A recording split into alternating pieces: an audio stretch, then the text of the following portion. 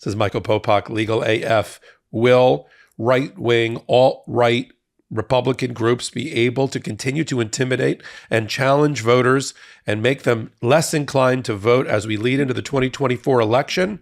That issue is up for grabs in a new trial that just started in Georgia, of all places, in front of Judge Jones, brought by an organization that looks for election integrity, that is democratic and progressive, called Fair Fight. Fair Fight sued True the Vote.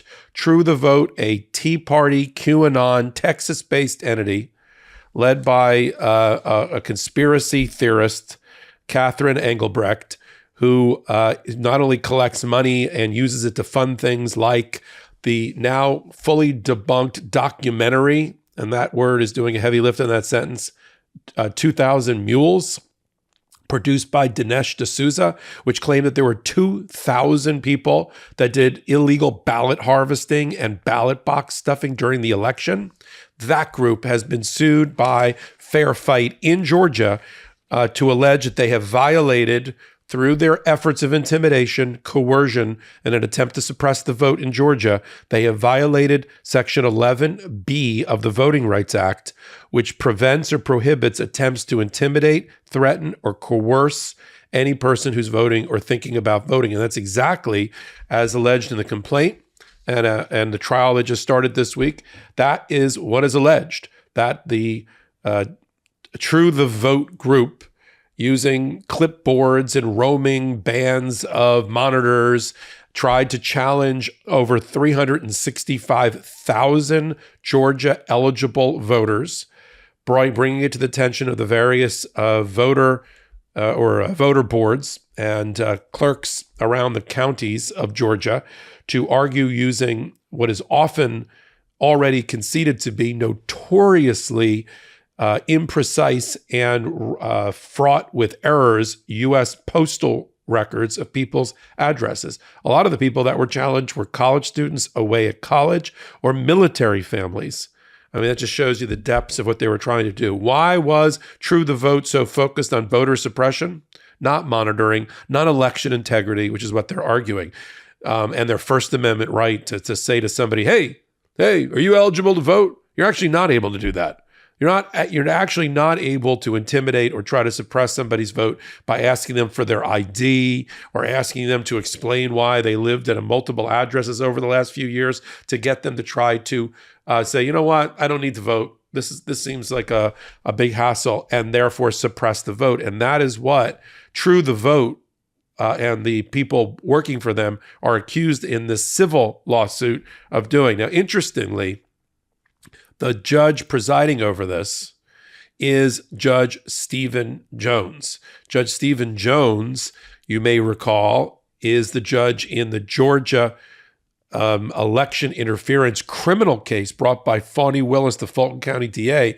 He was the federal judge assigned to be the gatekeeper to decide if any of the Georgia indicted co-conspirators with Donald Trump, including Donald Trump, would be able to take their case to federal court. He rejected all of those efforts. Mark Meadows, Jeffrey Clark, some of the fake electors. That same Obama-appointed Stephen Jones is the judge presiding over this case, which just opened with opening statements this week. It's a little covered case, but so important for the future of voting and voting rights and to prevent voter suppression.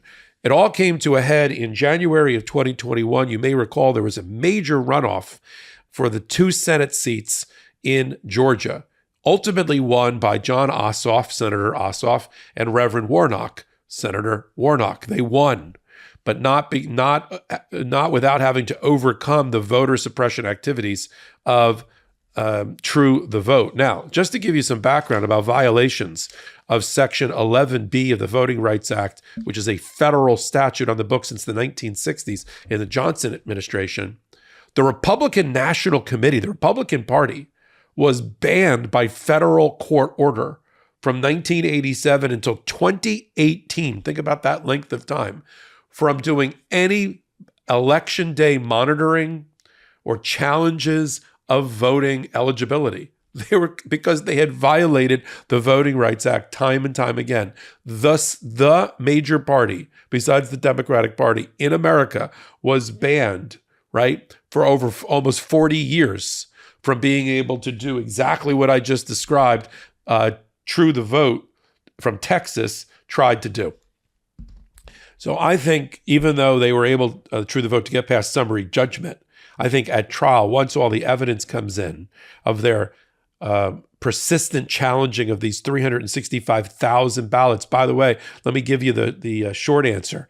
None of the challenges were successful. None of the 365,000 people turned out to be ineligible to vote, and they were all roundly rejected by election day officials and election officials.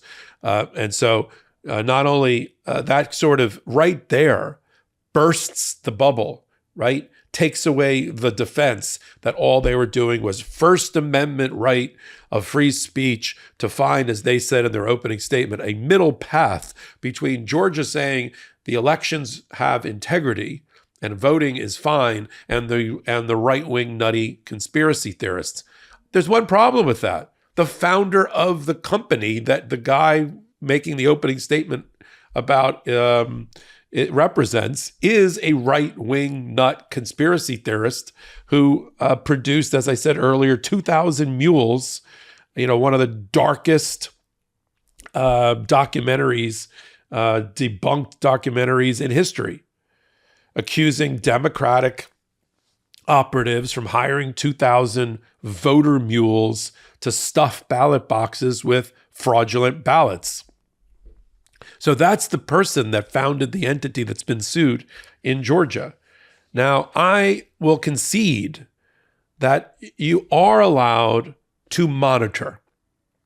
You are allowed to go run over to the ballot boxes and report any deficiencies that you might see. What you're not allowed to do is get in the face of a voter and start challenging them and ask them to fumble around looking for identification and looking for their last known mailing address and match it up with postal records, because all that's going to do is have the person get frustrated, intimidated, upset, and walk away.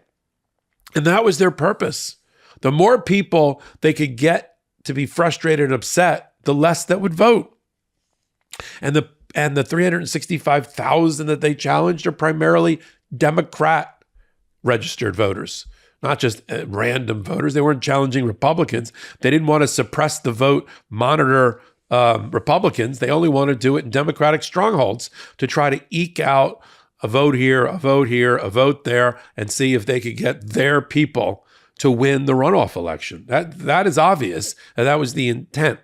And if that is the intent, you don't have a First Amendment right to violate the Voting Rights Act, especially the provision that prohibits intimidation, threatening, threats, and coercion, Section 11B. And that is the intersection, right, of Voting Rights Act and First Amendment that is on full display in this trial before Judge Jones. We're going to follow this trial because it's so important. It's so important, and hats off to Fair Fight for bringing this lawsuit almost 3 years ago. It's been kicking around in the Georgia system in the federal courts that long.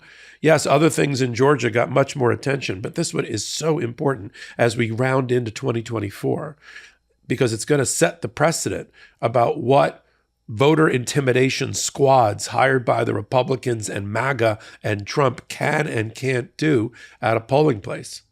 It'll be the only decision about this leading into the 2024 election, standing on the shoulders of other precedent that, of course, as I mentioned earlier, banned and barred the GOP party. But this will be the case that other federal courts will look to for the result and for the precedent. And sure, it can be appealed to the 11th Circuit Court of Appeals, which is a right-wing leaning bench, and then ultimately to the U.S. Supreme Court. But that won't wend its way through in time for 2024, I assure you. So we'll continue to follow the federal case that's on trial and in trial right now of Fair Fight versus True the Vote and the fundamental battle for the soul of voting in America and voter intimidation prohibitions in America that are on full display in the case. One place exclusively on the MeidasTouch network. That's where I do my hot takes like this one at the intersection of law, politics and justice when I'm not doing hot takes and being a 32-year trial lawyer in courtrooms, just like the ones I'm describing. I'm co-founded and co-anchor the leading podcast devoted to these things called Legal AF. It is what you think. It's on the MeidasTouch network. It's every Wednesday and Saturday at 8 p.m. Eastern time. Join us there. Give me a thumbs up here if you like this kind of content, this kind of analysis. And until my next hot take, my next Legal AF, this is Michael Popok reporting. Hey, Meidas Mighty. Love this report? Continue the conversation by following us on Instagram at MeidasTouch to keep up with the most important news of the day. What are you waiting for? Follow us now.